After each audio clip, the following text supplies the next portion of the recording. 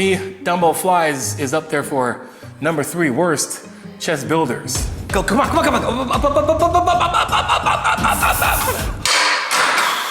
Okay, look, I get it. There's no weight on the bar, but look, you want to continue to do this actually. All right. Reason why this is a better exercise than flat bench is we have a 15-degree incline, and where flat bench misses the mark, just raising the incline to 15 degrees is going to give you that much more stimulus in the entire chest. Not only are we hitting the middle part of your chest, but we're also hitting the upper part of the chest as well too, while dodging some of that anterior head of the delt.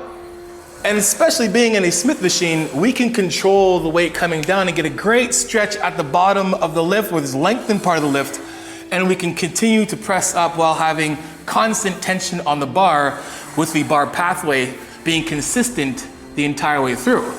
So guys, from floor to core, feet underneath the knees, glutes engaged, abs engaged, fists, wrists, and elbows stacked under the bar, and stretching the bottom of the lift here. 15-degree incline Smith machine is gonna be number 1 for my favorite and best chest exercises.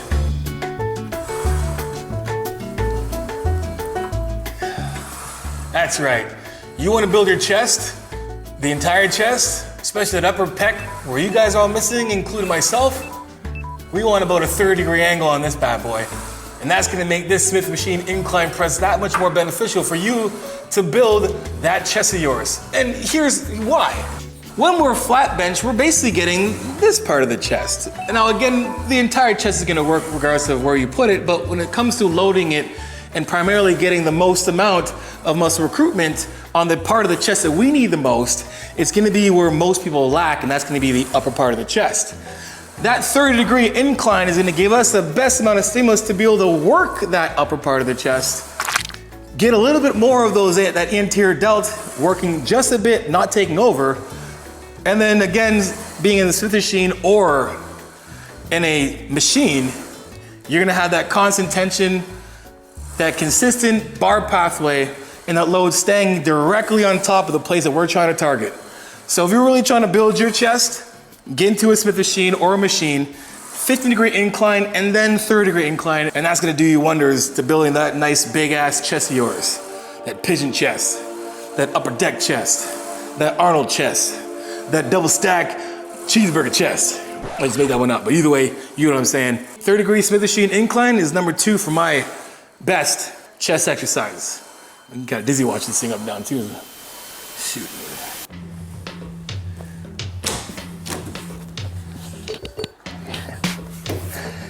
Yes. One of my absolute favorite. It could be one of yours too, and here's why it should be one of your favorite. Cable flies is gonna give us the most amount of tension the entire way throughout the entire lift. See, where dumbbells lack is when you're at the shortened part of the lift, there's no tension. So even at the top of the shortened part of the lift, we're still getting tension on the chest where it's pulling back. Now, I recommend doing low, medium, and high. Now, a couple things to make sure, guys, when we're doing cable flies, make sure that the angle of the cable is the same angle of the forearm. That's gonna ensure that you're pressing it in the direct pathway or the line of pull that it's intended. And again, when we're talking about the lengthened portion of the lift, when we're back in here and stretched the entire time, that's where we're getting the most amount of muscle recruitment.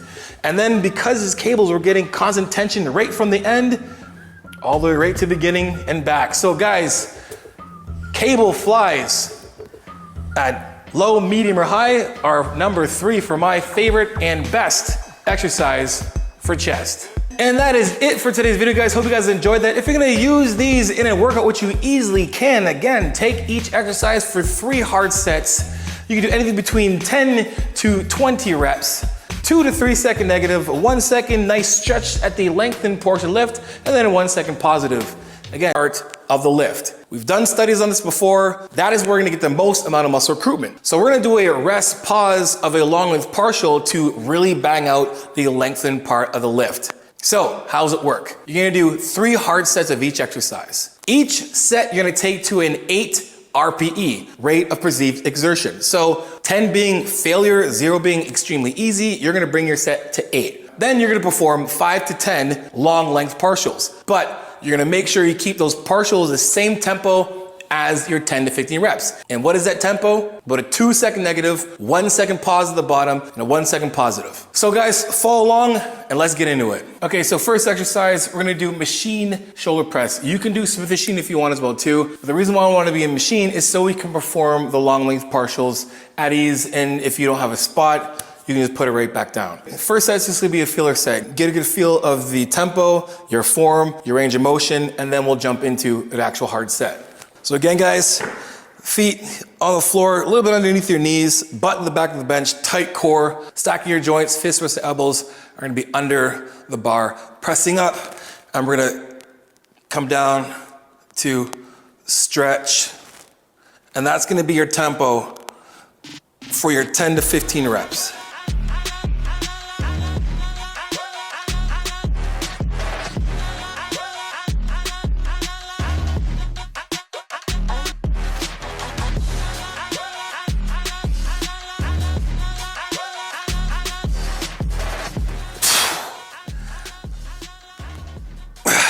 When you do your set, do your warm-up set as if it's your last set. So get in the habit of doing your first rep and then finishing your last rep the same way as your first rep. Too many times I see people finish their rep, they're done, they're just, and they get off and they're done. Make sure you finish every single rep the exact same way. Let your body cool. We're gonna rest for about a minute to 2 minutes. Your first set shouldn't be that hard at all, so you should be recovering pretty quick. And then see how fast your heart recovers back to its rested state, and then start your set again. If it happens in between those 2 minutes, start again. After you're actually working and doing your hard working sets, if your heart's not recovered from then, take another 30 seconds to make sure it recovers so you can get the most out of each set. Okay, now again, remember, we're doing 10 to 15 reps. The goal isn't for you to just get 15 reps. You wanna find a weight that's gonna challenge you in between the 10 to 15 reps. So if you only get to 10, great. If you only get to 12, great. If you're getting 15 plus, the set's not hard enough, so you have to increase your weight. So for me, I'm gonna go up with 25 pounds, see if this brings me to a failing set. Again, I'm only going to an 8 RPE. I'm gonna leave about 2 reps in reserve. Now, a couple things, make sure when you set this up that at the bottom of the lift, you're still under load. You don't wanna have this too low that when you're at the bottom, you're just not getting much tension at all. So make sure your seat's high enough so when you're at the bottom of your lift, there's still tension on the muscle, right? So, we're ready to go. First working set, let's go.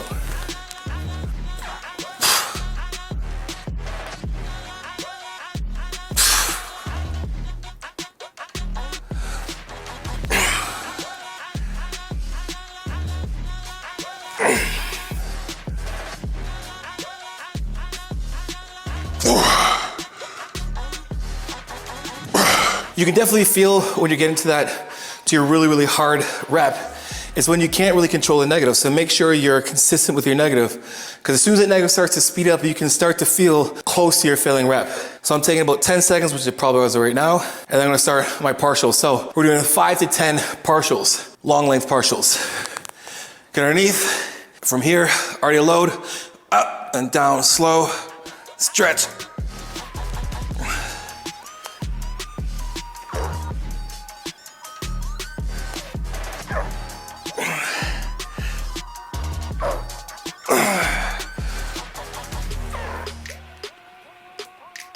So there's your partials. That's how they should look. The tempo's the exact same as the rest of your reps. Emphasizing the negative, nice stretch to the bottom, then continuing. Now again, I'm gonna take those partials as far as I can go between the 5 to 10 reps. And you can see I'm gonna stop basically when I'm not getting much height on this anymore. So my rep went from all the way to here and then down, and then my last 2 ended up being to here. And that's what we want. We want to work that bottom range of the rep. That's going to guarantee getting that much more muscle recruitment. Because again, when you're doing your hard sets, you might not be able to get 4 range of motion of 5 reps, but you could probably get 5 more partials right where we're going to get the most amount of muscle recruitment. Hey guys, before we continue with this video, I got to make sure you guys are hydrated.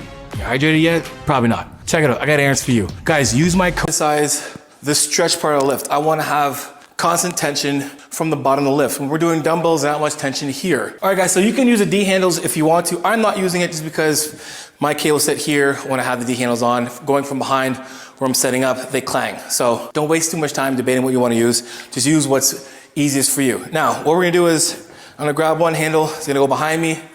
The other handle is gonna be behind me as well too. So from here, right away, I have tension already pulling me each way. That's what's gonna give me the most amount of recruitment just from setting up. And then from here, I'm pulling out just like a regular lateral raise. From here and out. So from here and coming up and down. Again, we're gonna do 10 to 15 reps, RPE of 8, put them down at the end of the set, and then we're gonna do our rest, pause, long length partial. If you already know your working weight from just being in the gym, you know the piece of equipment, I would just jump right into it. But this being a different kind of exercise, I'm gonna start right away from here. And again, guys, my shoulders are already pretty worked already. So again, from here, feet a little bit shoulder width apart, a little lean forward, tight core. And from here, we're pushing out all the way up and back, just like this.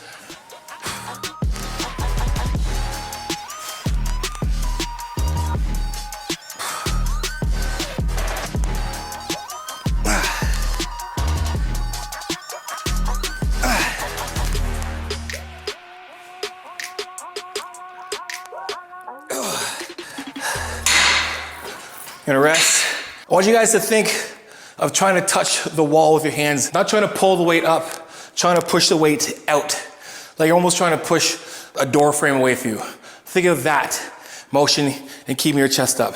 You're not gonna have the same peak strength you did at the beginning of your workout. It's going to slowly kind of die off. So don't jump the gun in terms of like what weight to use. Just because you get your partials doesn't mean the next that you do, you're gonna be able to get every single rep, right? So we're gonna stay here again. Then my next 2 hard sets will be the same weight. I can guarantee you my partial rep will probably go down a bit.